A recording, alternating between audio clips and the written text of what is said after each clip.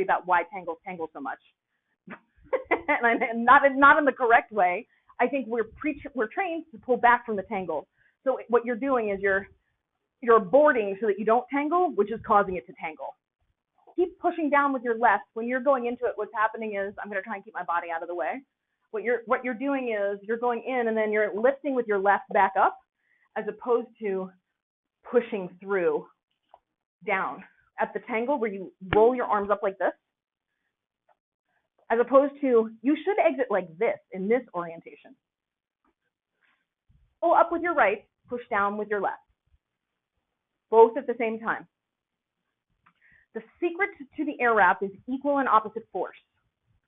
So the moment that you pull back with one hand, you're not applying equal force. This should be your clockwise if you were to do it with me. One thing that's really helped me with this to get it is to focus on, I'll count off 5, 6, 7, 8. I won't count off out loud because then I lose my breath, but I'll count off and I'll exhale on the 1 when I go, right? So 5, 6, 7, as I'm pushing through. Because you want to focus on that, like the energetic push, right? You're trying to push the two of them through that place where you're losing your momentum.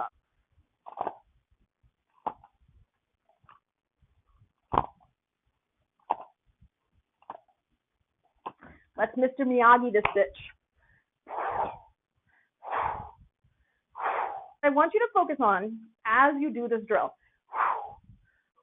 right? I'm actually doing that exhaling sound because I want you to actually exhale. And instead of your hands actually crossing like this, imagine if the hands are making, because you're going to have half your leash and half the leash meeting, so you're making the circles so that the hands are in a straight line at the point that they meet, and you pull up with your right and push down with your left.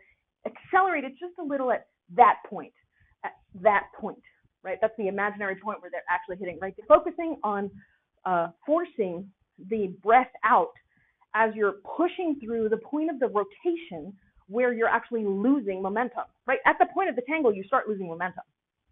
So you have to add a little momentum to get it through. You can even do it slower to start out with. I'll do it in your mirrored direction, because when you were doing it, there were moments where your hands were coming closer together as opposed to staying. Remember, it has to be half a tether apart, because half of this tether is here and half of this tether is here, right? You need to leave this much space in the middle, right?